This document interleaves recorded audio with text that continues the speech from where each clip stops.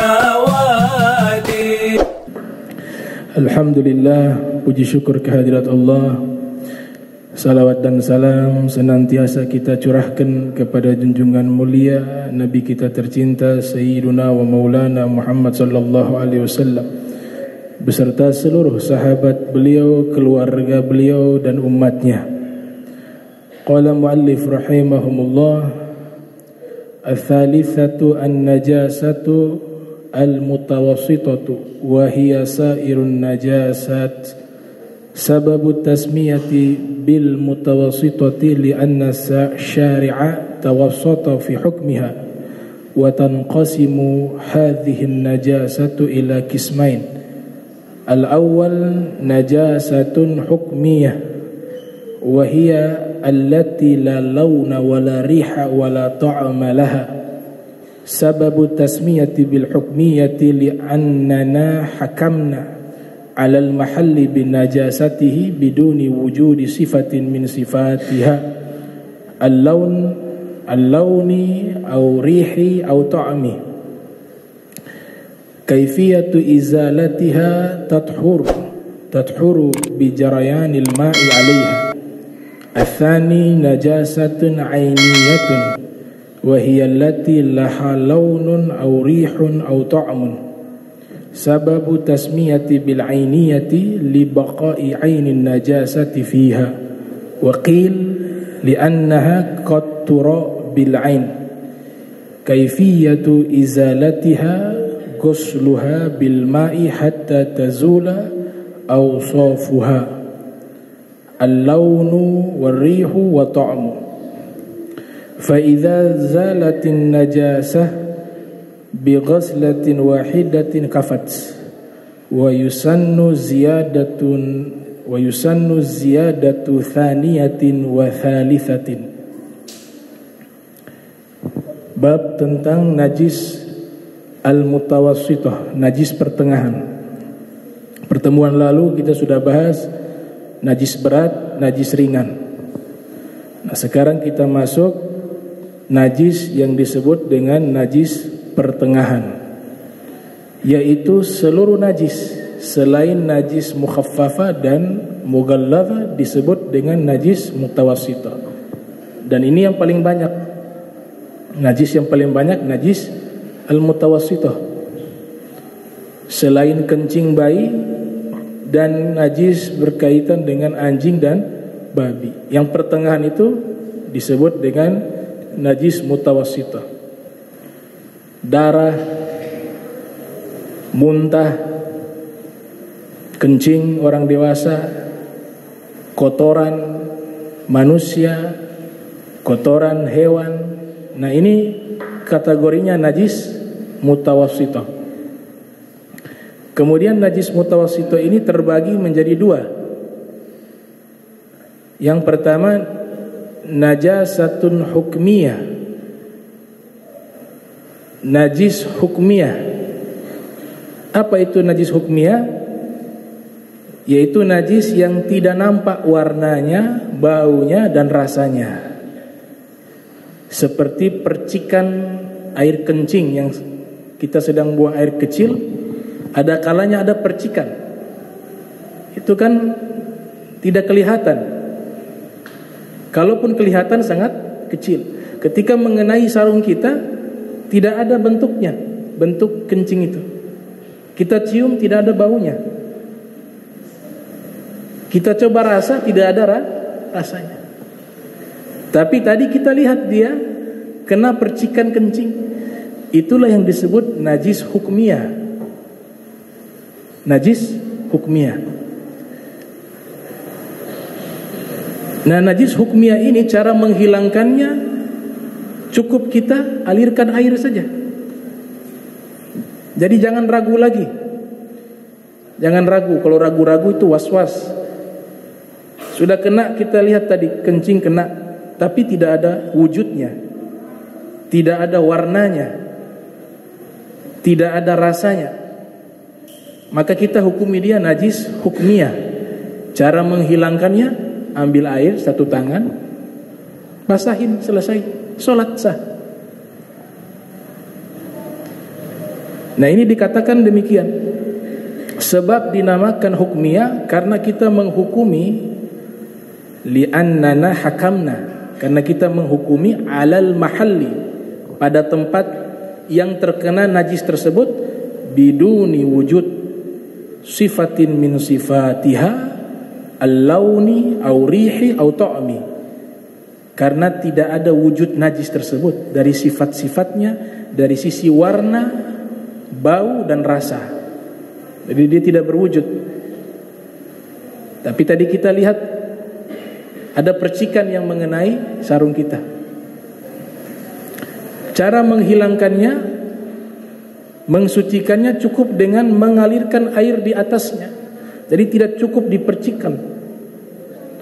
Karena mempercikkan najis itu hanya najis mukhaffafah, najis ringan, begini hilang. Itu juga dengan syarat kalau ada warnanya dan apa harus hilang.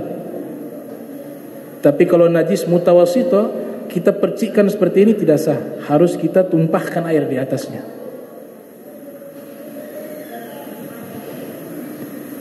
Yang kedua namanya najasatun ainiyah, najis ainiyah. Wa hiya allati laha launun aw rihun aw ta'mun. Najis ainiyah lawan dari najis hukumiyah. Najisnya itu ada warnanya atau baunya atau rasanya, ada wujudnya. Kalau najis seperti ini, kita wajib mencucinya dengan air hingga sifat-sifatnya hilang. Warnanya harus hilang, baunya harus hilang, rasanya harus hilang. Kalau ada wujud. Kalau tidak ada wujud dari najis itu, cukup kita tuangkan air di atas. Kalau percikan najis mukhaffafah. Dinamakan najis ainiyah karena libaqa'i ainin najasati fiha, menetapnya zat najis tersebut, menetap zat dari najis tersebut. Wakil li'annaha qad tura bil aini. Sebagian ulama mengatakan dinamakan najis tersebut najis ainiyah karena ada kalanya mata bisa melihat najis tersebut. Bisa dilihat bentuk dari najis tersebut, dari sisi warnanya atau baunya atau rasanya. Fa idza zalatin najasatu bi ghuslatin wahidatin kafat. Najis ainiyah jika kita cuci satu kali, kita cuci satu kali, hilang semuanya, warnanya hilang, baunya hilang, rasanya hilang. Maka tidak perlu kita tambah lagi, sudah sah. Kalaupun mau menambah lagi, menghilangkan was-was boleh. Makanya Imam Ghazali, Al-Imam Al-Ghazali yang lahir tahun 450 Hijriah, wafat pada tahun 505 Hijriah, di dalam kitab Bidayatul Hidayah, kemudian disyarah oleh Syekh Nawawi Al-Bantani, itu menyebutkan kalau kita selesai buang air kecil, pakai celana dalam, kita sudah cebok, bersihkan. Ketika memakai celana dalam, untuk menghilangkan was-was, ambil air, ditumpahkan di celana dalam untuk menghilangkan was-was, khawatir ada yang keluar sedikit, diambil sedikit, ditumpahkan.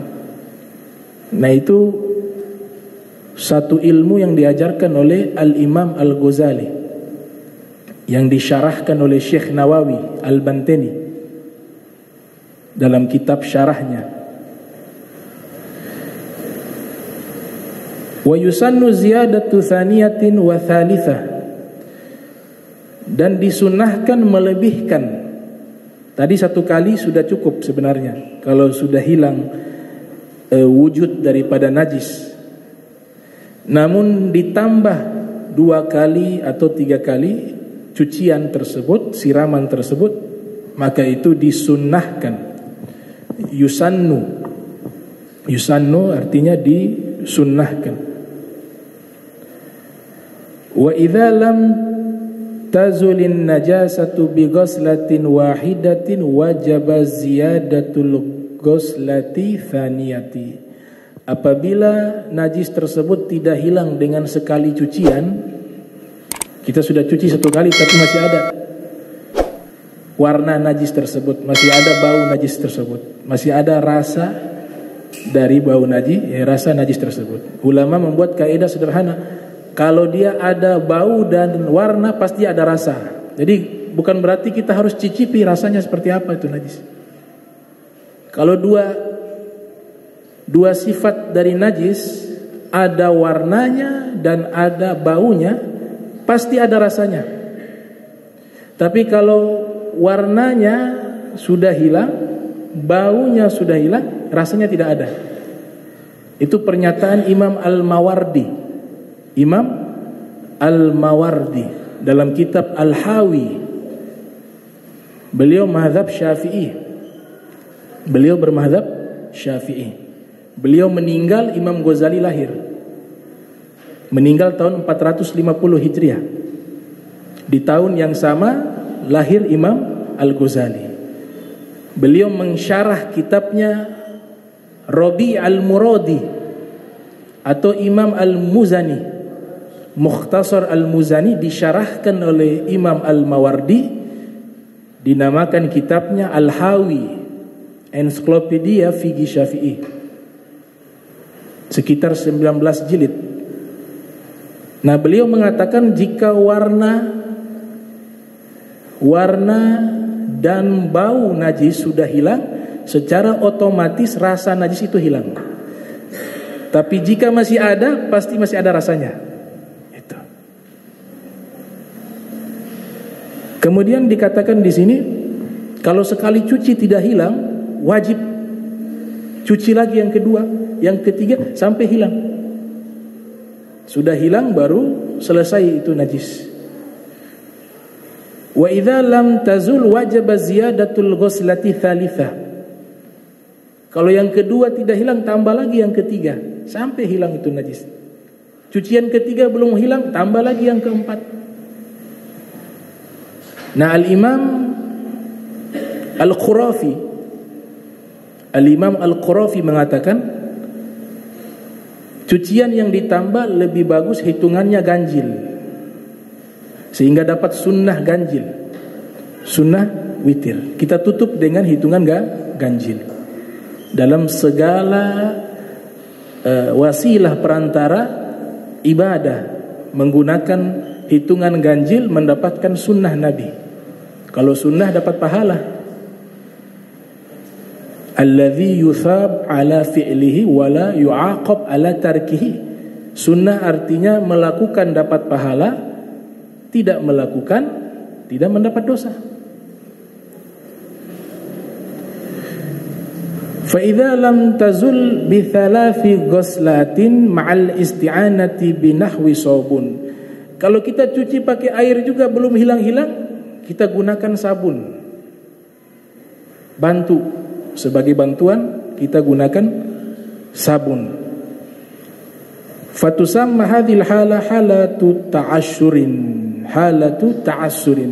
Maka keadaan seperti ini dinamakan keadaan yang sulit. Seperti orang kerja di bengkel motor, bengkel mobil. Oli itu sulit dihilangkan, sedangkan sudah mau tiba waktu sholat. Dia sudah cuci dengan sabun juga belum hilang, dengan air belum hilang, dengan minyak juga belum hilang. Maka para ulama mengatakan ini yang namanya halatu ta'assurin. Tetap dia sholat walaupun keadaan seperti itu. Kenapa? Dia sudah berusaha menghilangkan tapi tidak bisa hilang. Dan oli itu bukan najis, suci. Sesuatu yang kotor belum tentu najis. Sesuatu yang kotor belum tentu najis. Saya misalnya terkena lumpur, seluruh badan terkena lumpur, dan lumpur ini tidak ada najis di dalamnya, tidak ada kencing, tidak ada kotoran hewan, murni lumpur, tanah, campuran tanah dengan air. Terkena baju saya kotor, tiba waktu sholat, pakaian hanya satu. Saya ingin sholat, walaupun orang-orang mengatakan itu kotor, Tapi kalau sholat sah. Kenapa? Karena itu kotor dari perspektif adat, bukan fikih. Kalau fikih secara bahasa itu segala sesuatu yang kotor dinamanya najis. Tapi istilahnya tidak. Segala sesuatu yang menghalangi sahnya sholat dan dianggap menjijikkan, itu yang namanya najis. Seperti kotoran hidung. Bagi kita sesuatu yang kotor. Kotoran telinga. Tapi itu suci. Kotor tapi suci. Jadi tidak semua yang kotor itu najis. Demikian juga tidak semua yang najis itu kotor. Khamar bersih, suci, tapi dia memabukkan. Secara zat dia bersih, tapi dalam hukum fikih dia kotor, terkena najis. Makanya di sini dikatakan menggunakan sabun, kalau memang sudah sulit kita gunakan sabun. Tapi harus diingat, sabun tidak bisa mensucikan. Deterjen tidak bisa mensucikan. Sabun deterjen hanya bisa membersihkan, tidak bisa mensucikan. Pakaian kita terkena kencing atau kotoran, kita bersihkan pakai deterjen, campuran airnya air sedikit,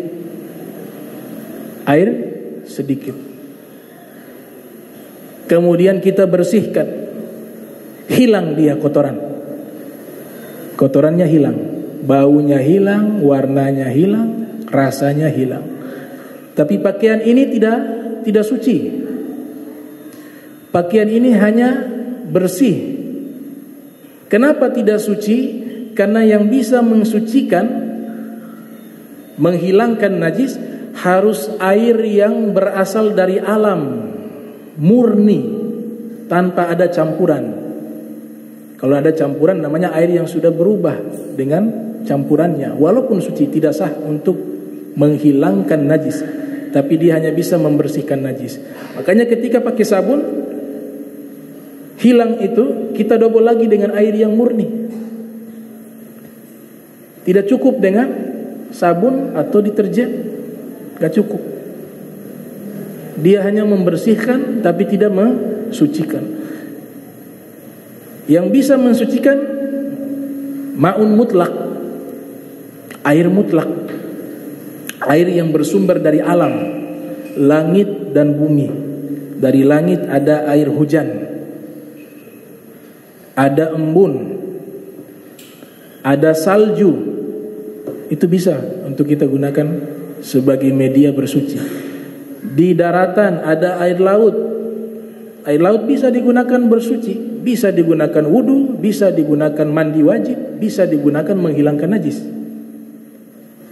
Air apa lagi? Air sumur, air sungai, mata air, itu saja yang bisa. Adapun deterjen, sabun hanya al-isti'anah, media untuk membantu menghilangkan najis. Menghilangkan najis, membersihkan najis, bukan mensucikan najis. Di lantai kencing bayi sekalipun, najis mukhaffafah sekalipun, bayi kencing di lantai rumah, bersihkan pakai apa sekarang? Tisu, ya, tisu bayi, bersihkan, dibersihkan. Lantai ini masih dihukum najis, belum suci dia. Kalau kita habis wudu kaki basah lewat di situ kena bawa najis. Kenapa belum hilang? Karena menggunakan tisu. Tisu itu dia pakai semacam cairan yang bukan air. Dia bukan air. Maka dia tidak bisa menghilangkan, mensucikan najis, tidak bisa menghilangkan najis, hanya bisa membersihkan. Harus dipercikkan air di situ, baru bisa hilang. Nah, itu yang kami ajarkan kepada orang rumah kami. Saya diajarkan oleh guru kami di Asaghofa, oleh Kiai Hasbullah, Kiai Haji Roi, kencing bayi yang di lantai harus pakai air, gak boleh pakai kain pel. Kain pel pakai deterjen pel. Kemudian embernya kecil, kurang dari 2 kula. Air ini gak bisa menghilangkan najis yang ada di lantai. Nanti sudah dibersihkan dengan air murni, baru kita dobol dengan itu, boleh. Tapi kalau hanya pakai itu saja, dia tidak bisa mengangkat najis itu, tidak bisa menghilangkan najis tersebut. Itu yang dibahas di dalam kitab fikih. Makanya selalu masalah air diletakkan di awal pembahasan, di bagian toharo, karena itu sehari-hari kita alami. Itu. Jadi sabun dia hanya sebagai pembantu saja, penolong saja, bukan sebagai alat yang bisa menghilangkan najis, mengangkat najis, tidak bisa.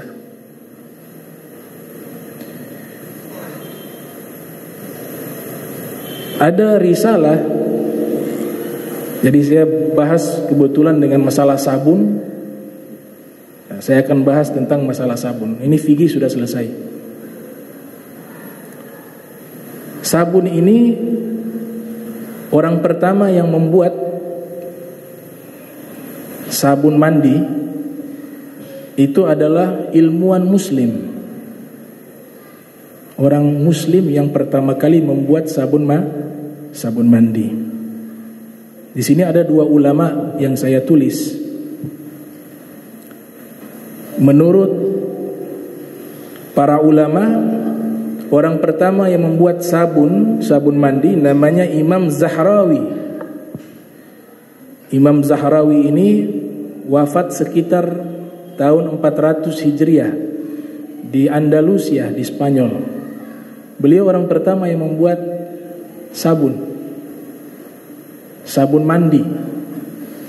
Sebelum beliau ada ulama namanya Al-Imam Ar-Razi, Abu Bakar Ar-Razi, yang lahir tahun 251 Hijriah, wafat 313 Hijriah di kota Rai yang ada di Persia, Tehran. Beliau punya kitab berjudul Al-Hawi fit Tib. Beliau orang pertama yang membuat sabun mandi dari bahan-bahan tumbuh-tumbuhan, dari minyak nabati. Akhirnya orang-orang Eropa mengembangkan itu rumusan sabun mandi yang dibuat oleh Imam Abu Bakar Ar-Razi. Ini Abu Bakar Ar-Razi beda dengan Fakhruddin Ar-Razi. Kalau Fakhruddin Ar-Razi ahli tafsir, kalau Abu Bakar Ar-Razi ini ahli kedokteran. Beliau orang pertama yang menjelaskan tentang masalah campak dan cacar. Orang pertama yang membahas campak dan cacar. Kitabnya berjudul Campak dan Cacar, Az-Zudur wal Hasbah nama kitabnya. Orang pertama. Kenapa terjadi campak? Kenapa terjadi cacar? Apa obatnya? Bagaimana sehingga bisa terkena penyakit tersebut? Itu orang pertama yang membahas di dunia ini, Abu Bakar Ar-Razi. Bayangkan itu ulama salaf. Tahun 251 Hijriah lahir, wafat pada tahun 313 Hijriah. Dan beliau orang pertama yang menjelaskan tentang masalah alergi. Jadi alergi itu yang pertama beliau yang jelaskan. Dan orang pertama yang membuat tabung, khususnya di dunia kedokteran. Yang sekarang kita lihat ada tabung oksigen. Itu yang buat tabung pertama kali beliau, Abu Bakar Ar-Razi. Dan kitabnya itu diterjemahkan ke dalam berbagai bahasa. Bahasa Latin, bahasa Inggris, bahasa Prancis. Kitabnya Al-Hawi fit Tib itu membahas tentang masalah kedokteran. Dan juga di situ beliau singgung dengan masalah pembuatan sabun. Memang sabun sudah ada 2800 tahun sebelum Masehi. Orang-orang Babilonia sudah mulai menggunakan sabun. Tapi sabunnya bukan sabun mandi. Sabunnya itu berupa deterjen pembersih kain, tekstil, bukan sebagai sabun mandi. Orang pertama yang membuat sabun mandi orang Islam, Abu Bakar Ar-Razi, kemudian disempurnakan oleh Az-Zahrawi. Mereka termotivasi dari hadis Nabi. Apa hadis Nabi? At-taharatu syatrul iman. Bersuci itu sebagian daripada keimanan. Maka yang paling utama kita bersihkan diri kita. Mereka cari bahan-bahan yang bisa membersihkan tubuh mereka, sehingga setiap kali sholat itu dalam keadaan wangi, harum, dibuatlah sabun. Ada seorang syekh namanya Syekh Abdus Salam, punya kitab berjudul Al-Kunyah. Di dalam kitab Al-Kunyah beliau mengatakan sobun, dalam bahasa Arab namanya sobun, itu adalah bahasa asing, bukan bahasa Arab, bahasa serapan dari luar. Kalau kita teliti dalam satu buku berjudul History of Science and Technology in Islam, buku berbahasa Inggris, di situ menyatakan bahasa serapan yang diambil dalam bahasa Arab, yaitu sobun, itu mengambil dari bahasa Latin. Jadi sabun itu berasal dari bahasa Latin, diambil ke dalam bahasa Arab sobun. Kemudian dalam kamus besar bahasa Indonesia mengambil dari bahasa Arab sabun. Bahasa Arab mengambil dari bahasa Latin sobun, bahasa Indonesia mengambil dari bahasa Arab sabun. Ada pernyataan yang luar biasa dari seorang ulama bernama Imam Ibnu Qutaibah, yang lahir pada tahun 213 Hijriah, wafat 276 Hijriah, di dalam kitab Al-Ma'arif. Teori orang-orang barat mengatakan sabun sudah ada sejak zaman Babilonia.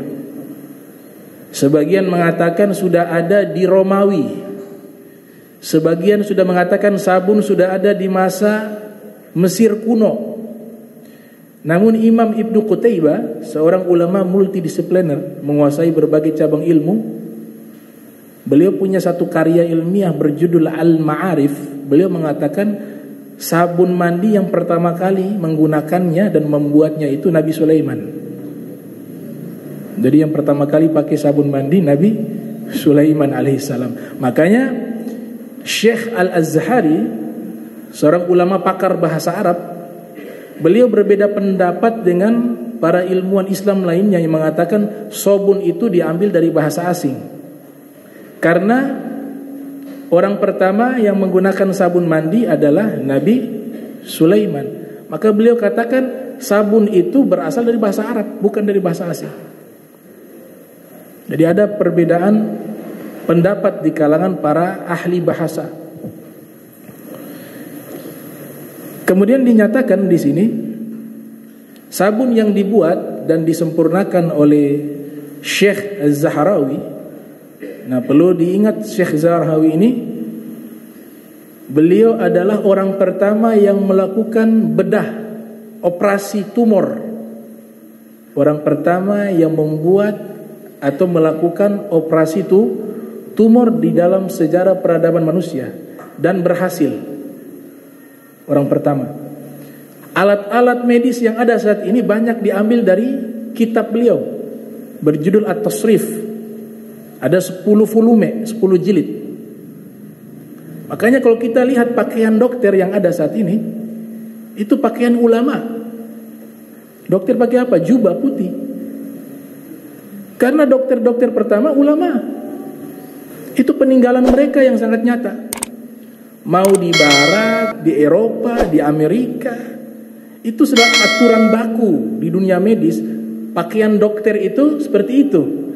Dan kalau kita analisa pakaiannya tidak beda dengan pakaiannya ulama yang menggunakan jubah putih. Karena yang mengembangkan ilmu medis ini adalah para ilmuwan muslim. Az-Zahrawi membuat itu, operasi tumor pertama. Di dalam berbagai ilmu beliau temukan penemuan-penemuan tentang masalah tersebut. Kemudian dinyatakan di sini di dalam kitab Lughah, sabun ini diambil dari bahasa Arab. Sebagian ulama mengatakan diambil dari bahasa Arab, yaitu artinya murakkabun min akhmadin dahniyatin, yaitu sabun adalah satu zat yang tersusun dari zat-zat asam lemak yang fungsinya membersihkan kotoran. Itu namanya sabun secara bahasa. Ada di dalam kitab karya Imam Zahabi berjudul Syiaru A'lami Nubala, yang lahir 673 Hijriah, wafat 748 Hijriah. Istilah sabun ini sudah ada di zaman salaf. Jadi sabun itu bahasa Arabnya bukan bahasa baru, sudah lama. Abad kedua Hijriah istilah sabun sudah ada. Makanya Imam Qutaibah mengatakan sobun itu digunakan oleh Nabi Sulaiman, pakai kata sobun. Di dalam kitab Az-Zahabi yang lahir 673 Hijriah, wafat 748 Hijriah, berjudul Syiaru A'lami Nubala, ada seorang ulama asal Baghdad namanya Ibnu Zawzi al-Bughdadi, yang lahir pada tahun 510 Hijriah, wafat 597 Hijriah. Di sini kita bisa temukan ada istilah sobun di abad kedua, di abad kelima. Ada orang datang bertanya kepada Ibnu Zawzi al-Bughdadi, ayyuma afdal, usabbih am astaghfir? Wahai Imam Ibnu Zawzi, mana lebih afdal? Saya baca tasbih atau saya baca istighfar? Mana lebih afdal? Dua-duanya kan baik. Bacaan tasbih subhanallah, subhanallah. Bacaan istighfar astagfirullah. Apa kata beliau? Beliau mengatakan ats-tsaubul wasikh ahwaj ila sobun minal bukhur. Pakaian yang kotor lebih butuh kepada sabun daripada wangi-wangian. Ini jawaban kalau kita analisa yang beliau maksud apa? Istighfar lebih utama. Kenapa istighfar lebih utama? Kita manusia ini pasti berlumuran dosa.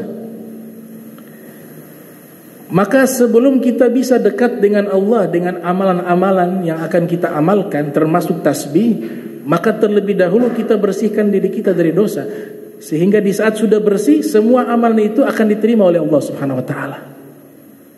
Makanya beliau katakan pakaian yang kotor lebih butuh kepada sabun pembersih daripada bukhur. Bukhur adalah wangi-wangian yang dibakar. Wangi-wangian yang dibakar namanya bukhur. Oleh sebab itu di dalam ayat Al-Qur'an Allah Subhanahu wa taala menegaskan innallaha yuhibbu at-tawwabin wa yuhibbul mutatahhirin. Allah sebutkan apa? Allah mencintai orang yang bertobat. Bertobat dulu baru bisa suci. Yang kedua apa? Wa yuhibbul mutatahhirin. Dan Allah mencintai orang-orang yang bersuci. Artinya kita ini tidak bisa sampai ke magom suci. Magom yang dikatakan oleh ulama an-nazafatu minal iman. Ini ucapan ulama, kebersihan sebagian daripada iman. Hadisnya adalah at-taharatu syatrul iman, kesucian sebagian daripada iman. Kita tidak akan sampai ke magom tersebut, melainkan terlebih dahulu kita sucikan diri kita dengan bertaubat kepada Allah. Makanya istighfar itu lebih afdal dari tasbih. Itu penjelasan dari Ibnu Zawzi al-Bughdadi. Ada seorang ulama di Hadramaut bernama Al-Imam Al-Habib Abdullah bin Husain bin Tahir. Al-Habib Abdullah bin Husain bin Tahir. Hidup di zaman beliau para ulama, para imam yang namanya Abdullah, 7 orang. Di zaman sahabat banyak yang namanya Abdullah. Imam Al-Iraqi membuat satu riset ilmiah sahabat yang bernama Abdullah itu 300 orang. Sahabat Nabi yang bernama Abdullah ada 300 orang. Yang populer diantaranya Abdullah bin Abbas, Abdullah bin Umar, Abdullah bin Amr bin As, Abdullah bin Zubair, Abdullah ibnu Rawahah, Abdullah bin Huzafah as-Sahmi, dan masih banyak, hampir 300 nama Abdullah. Di zaman Al-Habib Abdullah bin Husain bin Thahir, itu nama imam-imam besar yang hidup sezaman, namanya Abdullah 7 orang. Nah, Al-Habib Abdullah bin Husain bin Thahir ini disebutkan amalia beliau, wirid beliau. Beliau punya amalan sehari-hari itu membaca Allah Allah 25.000 kali, ditambah membaca La ilaha illallah 25.000 kali, ditambah membaca salawat kepada Nabi 25.000 kali, dengan istighfar juga. Al-Habib Abdullah bin Hasan Baharun, beliau mengatakan kalau istighfar dan yang lain-lainnya 50.000 kali, ditambah solat duha 8 juz Al-Quran dibaca, solat malamnya 10 juz. Itu amalannya Al-Habib Abdullah bin Husain bin Thahir. Jadi waktunya itu sudah tidak ada lagi yang lain, isinya ibadah. Tapi bagaimana keadaan orang-orang soleh? Tidak merasa hebat dengan amalnya. Beliau selesai melakukan amal ibadah itu, beliau selalu melantunkan syair, Ya Rabbi ma ma'na amal wa kasbuna kulluh zalal. Wahai Allah penciptaku, Ya Rabbi, wahai Allah, wahai penciptaku, apa sih artinya amalku? Itu pernyataan beliau. Sudah bacanya seperti itu, sebanyak itu amalannya, selesai melakukan amalan hebat itu, beliau mengatakan, Ya Rabbi ma ma'na amal. Wahai Allah, apa artinya amalanku ini? Wa kasbuna kulluh zalal. Usaha kami dalam ibadah banyak kekurangan seluruhnya. Lakin lana fika amal. Namun kami punya harapan darimu ya Allah. Jadi orang-orang soleh tidak mengandalkan amal, mengandalkan apa? Dengan amal itu mudah-mudahan Allah memberikan rahmat kepadanya. Ya, rahmatuka arja min a'malina. Itu hadis Nabi. Rahmatmu ya Allah lebih kami harapkan dari amal kami. Rahmatmu ya Allah lebih kami harapkan dari amal kami. Ya Rabbi ma ma'na amal wa kasbuna kulluh zalal lakin lana fika amal tuhyil idhama ramah. Tapi kami punya harapan, mudah-mudahan dengan amal ini engkau berikan rahmatmu kepada kami. Beliau pernah datang ke rumah seorang ulama yang bernama Abdullah juga, namanya Al-Habib Abdullah bin Umar bin Yahya. Al-Habib Abdullah bin Husain bin Thahir datang menemui Al-Habib Abdullah bin Umar bin Yahya.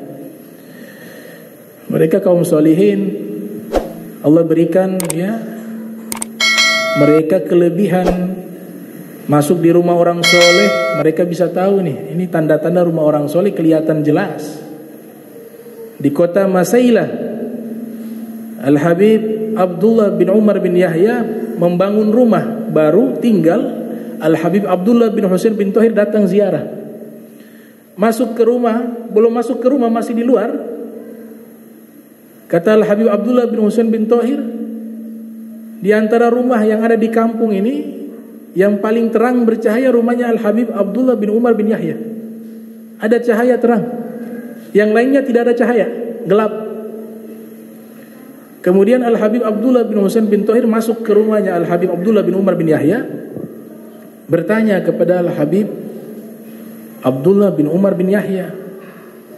Beliau mengatakan, rumahmu itu dari luar saya lihat ada cahaya paling terang dari rumah-rumah yang lainnya.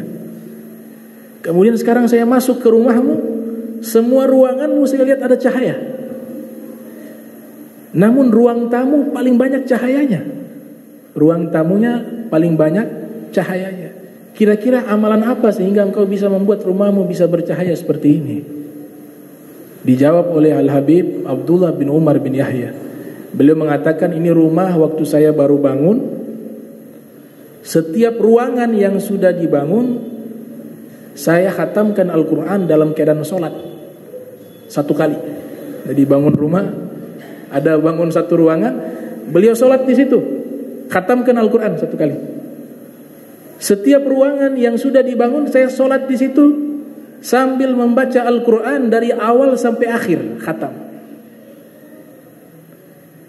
Nah, namun di ruang tamu saya berikan khataman yang khusus. Saya khatamkan sebanyak 40 kali dalam keadaan sholat. Itu. Kata Habib Abdullah bin Umar, Habib Abdullah bin Husain bin Thohir mengatakan, oh inilah yang menyebabkan ruang tamumu lebih bercahaya dari ruang-ruang yang lainnya. Ruang tamumu lebih bercahaya dari ruang-ruang yang lainnya. Jadi Al-Quran yang kita bacakan di dalam rumah itu bisa memberikan cahaya. Ini yang menyatakan Nabi kita Muhammad SAW. Rasul yang menyatakan demikian di dalam hadis yang diriwayatkan oleh Imam Al-Baihaqi dalam kitab Syu'abil Iman. Rasul bersabda, nawwiru buyutakum bis-sholati wa qiraatil Qur'an. Berikanlah cahaya di rumah-rumah kalian dengan sholat sunnah dan membaca Al-Quran. Nabi yang bilang, ada cahayanya, cuma kita gak bisa melihat. Ada hamba-hamba Allah yang Allah pilih mereka bisa lihat itu. Ada cahayanya. Nah, kita tidak mampu melihat cahayanya, tapi kita orang awam bisa merasakan aura positifnya. Beda rumah yang diisi dengan ibadah, diisi dengan bacaan Al-Quran, diisi dengan kebaikan di dalamnya, dijauhkan dari maksiat di rumah tersebut. Kita kalau masuk berasa tuh ketenangan, khusyuk. Coba ke tempat yang isinya maksiat, walaupun tidak pernah kita injak itu tempat, kita masuk kita berasa tuh energi negatif itu ada. Dan masalah seperti ini ada. Nabi ketika perang Tabuk diceritakan oleh Ibnu Hisham dalam Sirah An-Nabawiyah, As-Sirah Nabawiyah, lewat di satu tempat yang dimana di situ dulu kaumnya Nabi Soleh diazab. Jadi kaumnya Nabi Soleh diazab di tempat tersebut. Sahabat dengan Rasul lewat. Nabi suruh buru-buru, ayo segera cepat-cepat, jangan lama-lama di sini. Takut bala Allah timpa kepada kita. Sebagian sahabat ini tidak mendengar apa yang dikatakan oleh Nabi. Mereka pergi ke sumur yang dulu unta Nabi Soleh sering minum di sumur itu. Diambillah air di situ, mungkin untuk buat masak, buat wudu. Air sumur itu diambil. Mereka bawa air sumur ini di hadapan Nabi sallallahu alaihi wasallam, mengatakan, Rasulullah bertanya, dari mana asal air ini? Mereka katakan, kami ambil dari sumur. Dari mana sumurnya? Sumur di sini ya Rasulullah. Kata Nabi, tumpahkan. Rasulullah tumpahkan. Mereka bertanya, kenapa ya Rasulullah? Kata Nabi, tempat itu termasuk sumurnya itu dulu adalah tempat Allah turunkan azab kepada kaumnya Nabi Soleh. Kenapa Nabi suruh tumpahkan? Karena ada energi-energi negatif. Itu tempat pernah diturunkan bala di situ. Makanya ditumpahkan. Sama halnya tempat baik. Tempat baik. Ada satu kitab, ini kitab ajib, membahas tentang Mi'rajnya Nabi. Nama kitabnya Qissatul Mi'raj, karya Syekh Ahmad Dardiri. Bukan Ustadz Ahmad Dardiri, bukan. Syekh Ahmad Dardiri. Mungkin tafaulan dari nama itu. Ada Ustadz pondok pesantren Darul Falah, namanya Al-Ustadz Ahmad Dardiri. Nah, mungkin tafaulan mengambil berkah nama ulama Mesir, namanya As-Sayyid As-Syekh Ahmad Dardiri. Ini ulama besar. Beliau punya kitab Qissatul Mi'raj, membahas tentang kisah Mi'rajnya Rasul. Di dalam kitab tersebut Nabi sallallahu alaihi wasallam ketika sampai di Bukit Turi Sinai, tempat Nabi Musa berdialog dengan Allah Subhanahu wa taala, sebelum Nabi sampai ke bukit tersebut, Nabi lewat satu pohon bersama malaikat Jibril. Malaikat Jibril mengatakan, "Ya Rasulullah, inzil sholli." Wahai Rasulullah, turun solat. Nabi turun, Nabi solat di tempat tersebut. Persis ada satu pohon. Nabi solat di tempat satu pohon. Kemudian Jibril, selesai Nabi solat, malaikat Jibril mengatakan, "Ya Rasulullah, ini pohon tempat bersandarnya Nabi Musa." Nabi Musa ketika naik ke Bukit Turi Sinai, Bukit Turi Sinai ini menurut Syekh Yaqut Al-Hamawi dalam kitab Mu'jamul Buldan, kamus kota-kota, beliau mengatakan letaknya di Mesir. Nabi Musa sebelum naik ke bukit tersebut, beliau sempat bersandar di satu pohon. Pohon itulah ketika Nabi Isra, malaikat Jibril suruh turun solat di pohon tersebut. Kenapa? Pohon itu ada jejak rekor kebaikan, karena ada seorang Nabi pernah mampir di tempat tersebut, bersandar di pohon tersebut. Padahal pohon biasa, tapi di situ ada orang soleh, seorang Nabi bersandar di situ. Itu tempat membawa energi positif. Nah, itu yang dimaksud tadi, rumah ada cahaya. Kalau kita isi ibadah, maka energi positif akan ada di rumah kita. Kalau energi positif sudah ada di rumah kita, dia membantu kita melakukan kebaikan di dalamnya. Lebih mudah melakukan kebaikan di dalam rumah tersebut. Jadi filosofi masjid itu jangan hanya kita batasi di masjid saja, tapi kita harus jadikan masjid di kantor-kantor kita juga masjid, di rumah-rumah kita juga masjid, di pasar-pasar kita juga masjid. Imam Ali mengatakan, "Suqul mu'minin kal musallin." Pasarnya orang-orang beriman seperti tempat solatnya orang-orang yang solat. Pasarnya orang-orang beriman seperti tempatnya solat orang-orang yang solat. Artinya nilai-nilai kebaikan yang ada di masjid kita bawa juga sampai ke rumah, sampai ke rumah, sampai ke kantor, sampai ke pasar. Wahum ala salawatihim daimun. Allah berfirman di dalam Al-Quran, orang-orang yang benar solatnya adalah mereka solatnya itu daimun, senantiasa terus menerus. Ada seorang sufi bernama Imam Al-Alusi dalam tafsirnya Ruhul Ma'ani. Beliau mengatakan makna daimun yaitu solat, kebaikan yang kita bawa di dalam solat, khusyuk yang kita bawa dalam solat, zikir yang kita ucapkan dalam solat, itu kita bawa sampai keluar dari solat, di rumah, di jalan, dan seterusnya. Itu yang dimaksudkan di dalam firman Allah, wahum ala salawatihim daimun. Daimun, selalu mereka solat, dalam keadaan solat. Nah, Al-Habib Abdullah bin Husain bin Thahir, sebagaimana tadi saya singgung, kita harus contoh beliau, bukan contoh amalannya. Kita gak kuat, amalannya gak kuat kita. 25.000 la ilallah, Allah 25.000, salawat 25.000, istighfar 50.000, Al-Quran surat duha 8 juz, solat malam 10 juz. Kita ikut pingsan semua, gak kuat. Tapi ada hal penting yang harus kita ikut. Bagaimana beliau menyikapi keadaan hatinya kepada Allah di saat amalan yang sehebat itu tetap merasa dirinya hina dan kurang. Itu yang perlu kita ambil.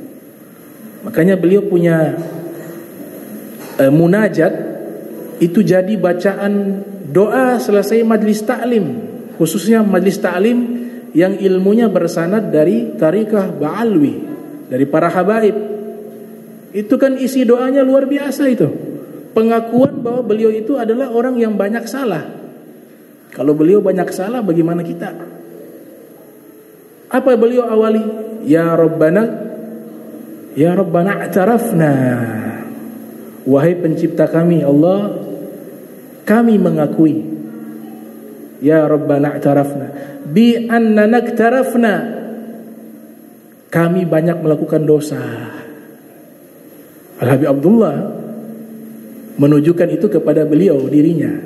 Karena beliau itu setiap menulis itu beliau tujukan kepada diri beliau. Tapi sebenarnya tidak pantas kalau kita katakan itu kepada beliau. Yang pantas itu kepada kita yang banyak dosa. Tapi beginilah keadaan orang-orang soleh yang dekat dengan Allah. Mereka tidak pernah merasa diri mereka mulia, suci, bersih. Justru makin banyak amalannya, makin merasa kurang di hadapan Allah.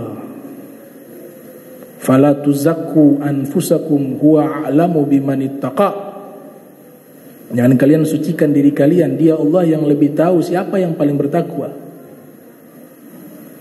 Ya Rabbana iktarafna bi annana iktarafna wa annana asrafna ala ladho ashrafna. Dan kami melampaui batas dalam melakukan dosa, ya Allah. Beliau mengatakan beliau melakukan dosa yang melampaui batas. Wa annana asrafna ala ladho ashrafna. Begitu banyak dosa yang kami lakukan, begitu banyak dosa yang saya lakukan, sampai diri saya ini hampir-hampir masuk ke neraka Laz. Laz itu satu nama neraka. Saya hampir masuk neraka. Fatub alaina taubah taksil likulli haubah. Maka berikanlah taubat kepadaku, terimalah ampunan, maafkanlah diriku. Fatub alaina taubah taksil likulli haubah. Dengan taubat tersebut semoga engkau bersihkan seluruh dosa-dosaku. Jadi amalan yang hebat seperti itu, beliau masih mengatakan banyak dosa. Kira-kira maksiatnya ada waktu tidak itu? Nggak ada waktu maksiat, nggak ada. Sebenarnya ada orang-orang tertentu, para aulia, para solihin, sebenarnya ada di antara mereka itu yang hari-harinya itu sulit melakukan dosa.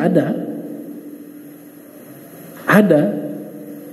Cuman ulama ahli sunnah wal jamaah adab kepada para nabi, sehingga mereka mengatakan para nabi itu ma'sumun, satu-satunya golongan makhluk di kalangan manusia yang tidak punya salah sama sekali, itu para nabi. Kalau para aulia disebut dengan mahfuz, terjaga mereka dari dosa. Sebagian ulama ahli sunnah wal jamaah mengatakan, seperti Syekh Abdul Qahir Al-Bughdadi, beliau mengatakan ada beberapa aulia yang mereka menjaga diri mereka dari melakukan dosa sampai mereka suci bersih. Namun sebagai adab kepada para nabi, istilah ini dibedakan ma'asum dengan mahfuz. Sehingga ma'asum di sini dari semua ucapan perbuatan, terjauhkan dari dosa, itu tidak ada yang dilakukan oleh para nabi. Tapi para aulia, mereka juga ada yang magomnya seperti itu. Namun ucapannya itu ada kalanya tidak benar karena sebagai manusia. Tapi kalau menjauhi dosa, ada yang mereka tidak berdosa. Ada, banyak. Saya punya kitab tulisan tangan. Tulisan tangan dari Al-Habib Abdullah bin Muhsin Al-Attas, Keramat Empang Bogor. Dan kitab itu tidak dijual. Kitab itu tulisan tangan. Tebal kitabnya. Al-Habib Abdullah bin Muhsin Al-Attas dikisahkan beliau itu dari kecil sampai menjelang beliau masuk hari tuanya, itu beliau dididik oleh orang tuanya, oleh guru-gurunya untuk meninggalkan hal-hal yang makruh. Yang makruh beliau tidak kerjakan, apalagi yang haram. Dari kecil dijaga. Sampai beliau pindah ke Bogor, dari Yaman, Hadramaut pindah ke Bogor. Sampai di Bogor sudah bertahun-tahun beliau hanya memikirkan menjaga diri jangan sampai terjerumus dalam dosa. Itu saja pikirannya. Jangan sampai ada dosa, jangan sampai ada dosa. Itu sehari-harinya beliau tazkiyatun nufus, tazkiyatul ukul, tazkiyatul qulub, tazkiyatul arwah. Beliau berpikir mensucikan akal, hati, jiwa, nafsu. Akhirnya tidak kuat, badan panas karena sudah terlalu suci. Itu badan panas, beliau mengatakan saya harus bikin satu dosa. Saya harus buat satu dosa. Tapi dosanya beliau akan pilih dosa yang tidak besar, dosa yang tidak merugikan orang. Tujuannya melakukan dosa karena beliau terlalu suci, dan suci ini magomnya para nabi, sehingga tidak kuat menahan magom itu. Bagi orang yang senang baca wirid bisa rasakan itu. Coba baca setiap hari 40 hari saja. Siang baca wirid, malam baca wirid, siang baca wirid, pagi kemudian mata dijaga dari maksiat, ibadah wajibnya. Dia akan merasakan itu, badannya terasa berbeda. Nah, Al-Habib Abdullah bin Muhsin Al-Atas demikian. Karena dari kecil menjaga dirinya, menghindari perbuatan dosa, magom yang ada ini magom malakut, magomnya para malaikat, magomnya anbiya wal mursalin, magomnya para nabi, para rasul. Akhirnya tidak kuat beliau, badannya panas. Beliau katakan saya harus buat satu dosa. Kalau kita dosanya kebanyakan. Kalau mereka cari dosanya sulit. Akhirnya beliau katakan, sudah kalau gitu saya buat maksiat apa ini? Samping rumahnya murid beliau. Samping rumahnya murid beliau. Piara ayam. Punya ayam, diletakkan di dalam kandang. Habib Abdullah bin Muhsin Al-Atas sudah dapat ide untuk membuat satu maksiat.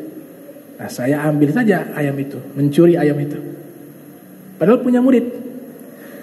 Dengan imamah dan jubah, dengan rida beliau lengkap dengan pakaian para ulama, beliau keluar dari rumahnya, pergi ke kandang ayam muridnya, tetangganya.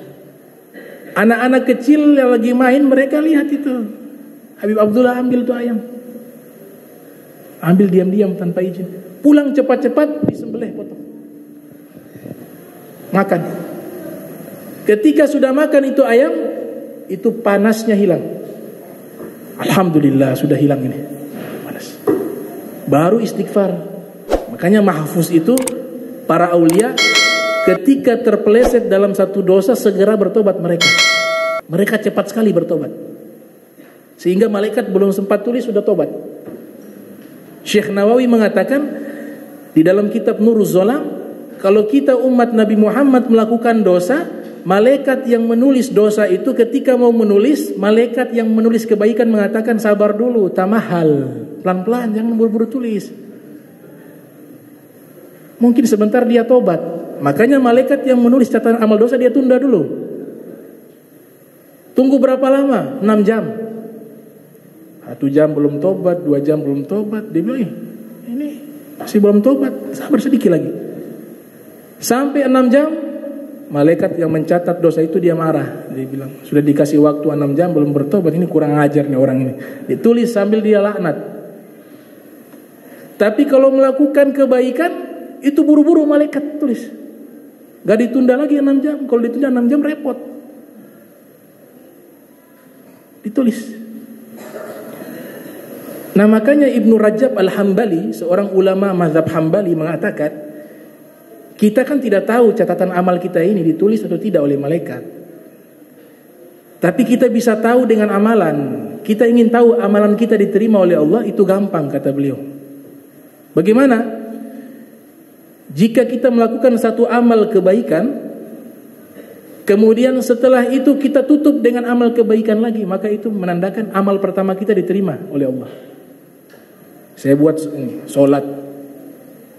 Sampai di rumah televisi, ada orang putar televisi, gambar perempuan. Saya tutup mata, dosa ini. Dapat pahala saya karena menghindari dari perbuatan haram, dapat pahala. Maka itu menandakan sholat saya itu diterima oleh Allah. Tapi kalau sholat, ibadah, hadir majlis taklim, pulang ke rumah tak dandutan, nonton. Wih, cantik itu perempuan ya, aurat. Itu menandakan amalnya yang pertama Allah tidak terima. Itu kata Ibnu Rajab Al-Hambali. Maka keimanan itu dia punya korelasi yang nampak jelas dengan fisik. Jadi orang beriman tidak mudah. Ada pembuktian yang sulit. Imam Ghazali mengatakan inna tarkal ma'asi asyaddu ala fi'li ta'at. Meninggalkan maksiat lebih berat dari melakukan ketaatan, kata Imam Ghazali. Pakai tasbih di teras rumah, baca tasbih subhanallah 1000 kali. Baca istighfar 1000 kali, astagfirullah, astagfirullah, astagfirullah. Ada orang lewat dengan motor tanya, "Pak Haji, Waalaikumsalam." "Assalamualaikum." "Waalaikumsalam." Ya. Ini ada pesta di sini, di mana ya dandutan itu? "Oh, itu anak lurus, belok kanan nih, astagfirullah, astagfirullah." Belok kiri lagi, di situ di lapangan itu ada tuh di situ. Nah, ini tidak nyambung keimanannya dengan zikir astagfirullah, tapi dia menunjukkan orang melakukan maksiat.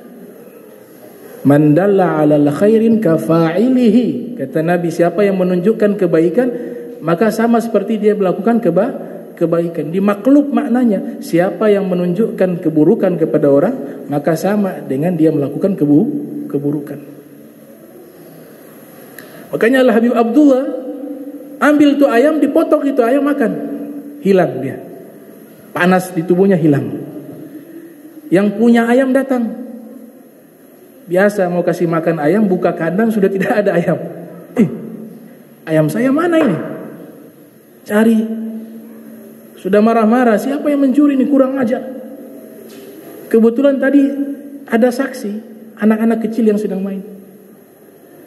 Tanyalah dia kepada anak-anak kecil tersebut, "Kalian lihat tidak ada yang masuk ke kandang saya, ambil ayam?" Anak-anak kecil jujur mengatakan, "Oh, tadi kami lihat ada orang pakai imamah, pakai jubah, pakai rida, ya, dia ke situ ambil ayam."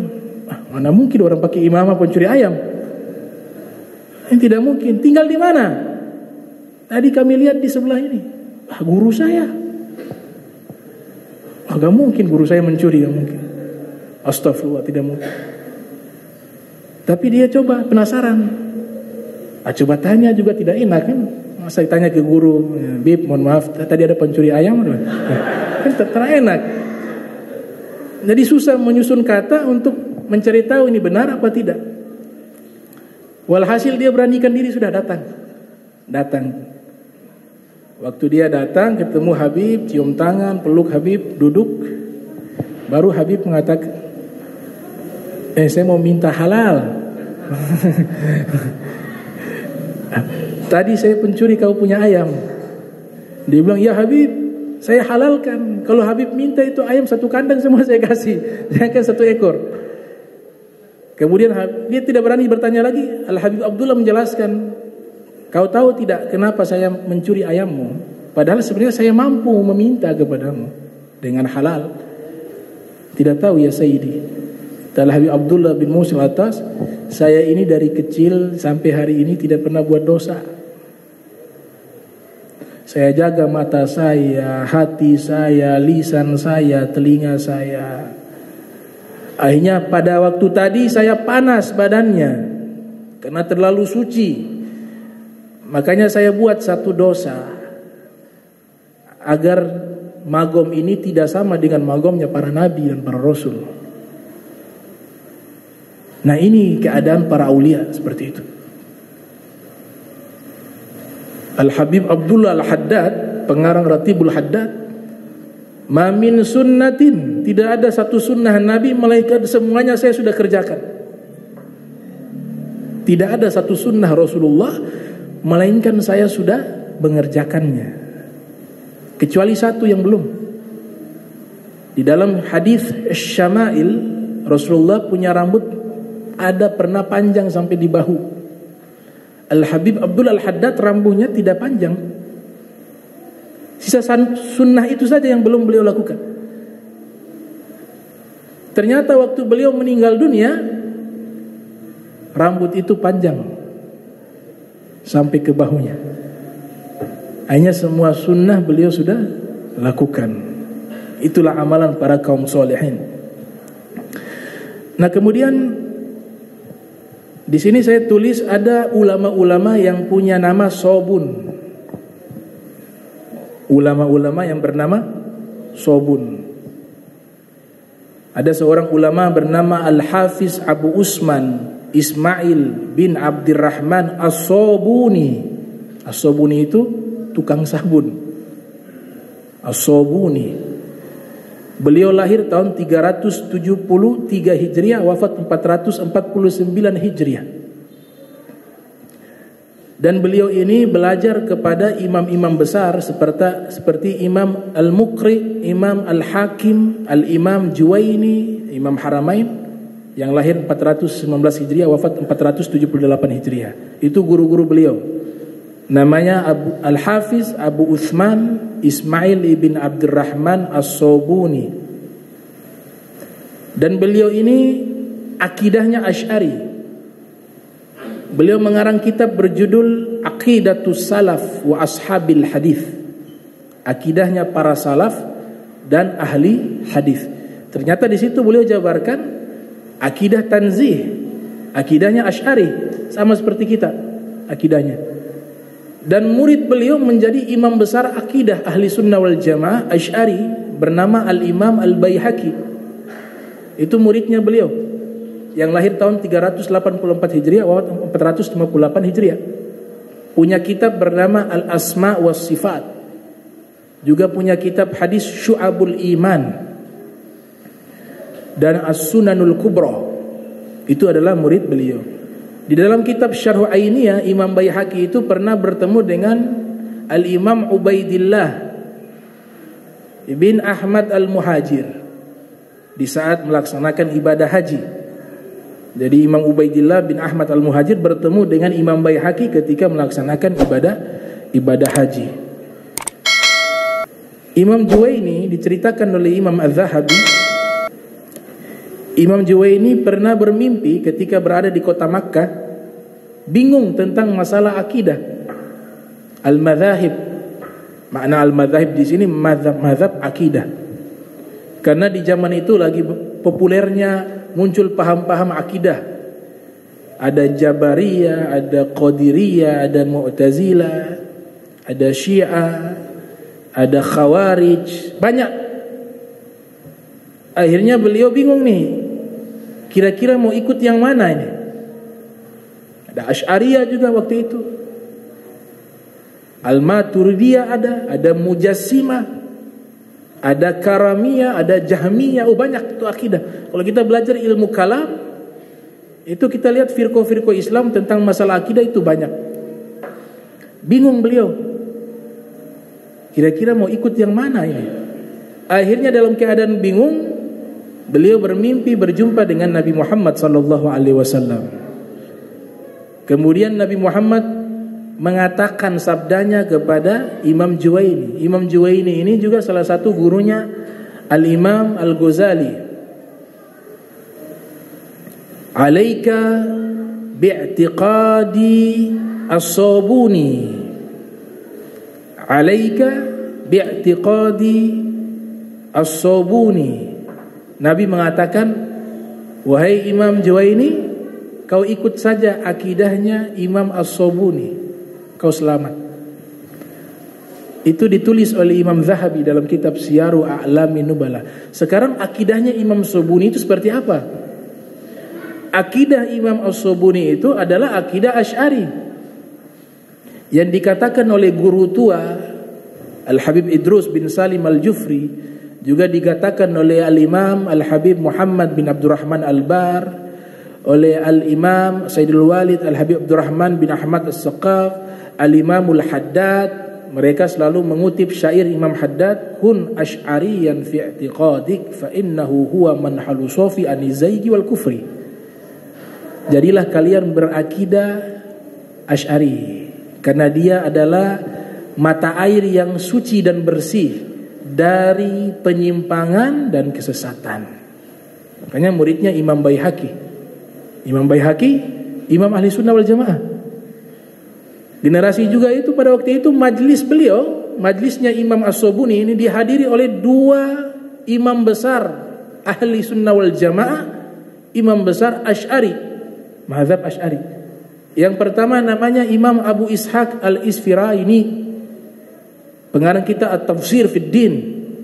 Yang kedua namanya Imam Ibnu Fawruq atau Furuq, bisa dibaca Fawruq, bisa dibaca Furuq.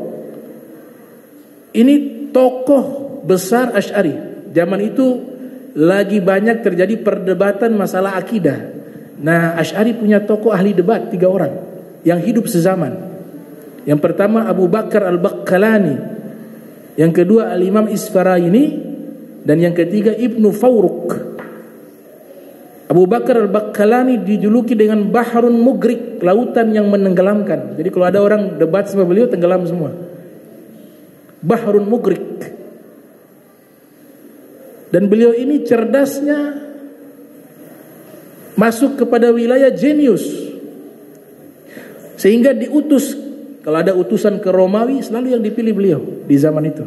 Satu kali beliau diutus ke Raja Romawi, masuk ke istana. Sekali masuk, Raja sudah tahu nih berita tentang Imam Abu Bakar Al-Baqqalani, pengarang kitab Al-Insaf. Raja coba uji coba, ini katanya orang paling pintar orang, ya. Agama Islam punya orang paling pintar, katanya ini Abu Bakar Al-Baqqalani. Saya mau uji coba, benar tidak? Datang Abu Bakar Al-Baqqalani, Al-Imam Abu Bakar Al-Baqqalani.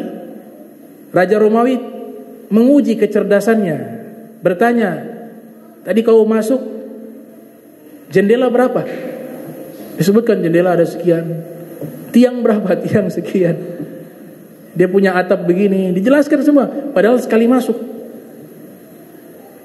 Kemudian raja ini mengatakan, kamu kalau datang ketemu saya harus sujud. Penghormatan kepada Raja Romawi kan mereka sujud. Al-Imam Abu Bakar Al-Baqqalani tidak mau sujud. Dia bilang, saya hanya bisa sujud kepada Allah, kepada makhluk tidak bisa. Marah ini raja. Sudah, biarkan dia menginap dulu di sini. Diizinkan menginap. Raja panggil musyawarah para menteri-menterinya. Ini bagaimana? Saya harus mau dia sampai sujud kepada saya. Ada yang mengusulkan, sudah kita buat pintu masuk menuju kepadamu kecil, pendek. Jadi otomatis kalau dia mau masuk kan dia akan sujud. Kata raja, ide yang bagus, buatkan pintu itu. Dibuat pintu gerbang kecil menuju kepada sang raja. Dibuat. Tujuannya Imam Abu Bakar Baqqalani masuk, dia sujud. Raja sudah siap. Nah, ini sebentar dia masuk, panggil dia. Dipanggil Abu Bakar Baqqalani. Beliau datang. Nah, ketika beliau lihat itu pintu, cepat beliau menganalisa permasalahan ini. Beliau kata, oh ini raja sengaja buat pintu kecil biar saya suruh sujud. Nah, gak boleh ini. Akhirnya dia cari akal, masuknya kebalik pakai pantat. Jadi masuknya mundur. Jadi dia bukan sujud kepada raja, tapi memberikan pantat itu kepada raja. Masuk. Nah, itu kecerdasan Abu Bakar Al-Baqqalani. Abu Bakar Al-Baqqalani punya murid namanya Al-Imam Isfirayini. Kemudian Ibnu Furuq. Tiga-tiga tokoh Asy'ari ini hidup satu zaman. Abu Bakar Baqqalani disebut dengan Bahrun Mugrik, lautan yang menenggelamkan. Kalau Ibnu Fawruq disebut dengan julukan palu yang berhunus, palu yang sangat menghempaskan. Kemudian Al-Imam Isfirayini julukannya adalah An-Nar Tuhrik, api yang membakar. Itu julukan-julukan 3 imam Asy'ari. 2 di antaranya, Ibnu Furuq dengan Al-Imam Isfirayini, mereka selalu hadir di majlisnya Syekh Abu Usman As-Sobuni. Belajar ilmu kalam juga kepada Abu Usman As-Sobuni. Dan ini tercatat di dalam kitab Tarikhul Islam karya Al-Imam Al-Zahabi. Juga karya Imam Ibnu Athir berjudul Al-Kamil Fit Tarikh. Juga disebutkan oleh Ibnu Zawzi dalam kitab Al-Muntazam tentang hadirnya 2 imam besar kepada Al-Imam Abu Usman As-Sabuni. Kemudian yang terakhir, ada ulama hidup di zaman kita meninggal wafat tahun 2021. Lahir tahun 1930 Masihiyah. Ulama Suriah, ahli tafsir, bernama juga Sobun. Gelarnya As-Sabuni, yaitu Syekh Muhammad Ali As-Sabuni. Nah, beliau ini termasuk ulama ahli tafsir, punya kitab tafsir yang terkenal namanya Soffatut Tafasir. Punya kitab tentang tafsir ayat-ayat hukum berjudul Rawai'ul Bayan fi Tafsiri Ayatil Ahkam. Beliau juga punya kitab tentang prolog ilmu tafsir disebut dengan ilmu ulumil Quran, yang dimana sudah disusun oleh ulama-ulama sebelum beliau, tapi beliau melengkapi dengan sangat bagus kitabnya, berjudul At-Tibyan fi Ulumil Quran. Nah, kitab Ulumul Quran sebelumnya sudah banyak ditulis oleh ulama, tapi yang karya beliau ini beliau meringkas dari karya-karya imam-imam terdahulu, seperti Imam Ibnu Zawzi Al-Bughdadi yang lahir 510 Hijriah, wafat 597 Hijriah, punya kitab Ulumul Quran berjudul Fununul Afnan fi Uyuni Ulumil Quran. Juga beliau merangkum kitabnya Imam Zarkashi berjudul Al-Burhan fi Ulumil Quran, dan juga Al-Imam Suyuti berjudul Al-Itqan fi Ulumil Quran. Beliau rangkum semua dalam kitab berjudul At-Tibyan fi Ulumil Quran. Dan beliau seorang ahli hadis juga. Saya dapati kitab-kitab beliau membahas tentang hadis, di antaranya Syarhu Riyadhus Shalihin, syarah penjelasan kitab Riyadhus Shalihin, kitab karya Al-Imam Abu Zakaria Yahya bin Syaraf An-Nawawi yang lahir 631 Hijriah, wafat 676 Hijriah. Beliau juga punya kitab hadis berjudul Min Kunuzi Sunnah. Dan beliau seorang ahli fikih, punya kitab fikih, di antaranya kitab Al-Mawarith fit Syariati Al-Islamiyah, kitab yang membahas tentang hukum faraid, hukum warisan. Beliau punya kitab tersebut. Dan itu ilmu tidak mudah. Tidak semua ahli fikih paham ilmu itu. Bahkan Imam Syafi'i sendiri menyatakan, saya memikul gunung lebih baik daripada saya harus menyusun ilmu faraid. Makanya Imam Syafi'i bukan pakar ilmu faraid, dan itu beliau mengakui. Sayyidina Umar mengatakan ilmu pertama yang Allah angkat ilmu faraid. Ilmu agama Islam yang pertama kali punah ilmu faraid. Nah, Syekh Ali Subuni punya kitab berjudul Al-Mawaris fi Syariati Al-Islamiyah, membahas tentang hukum mawaris, hukum faraid atau warisan.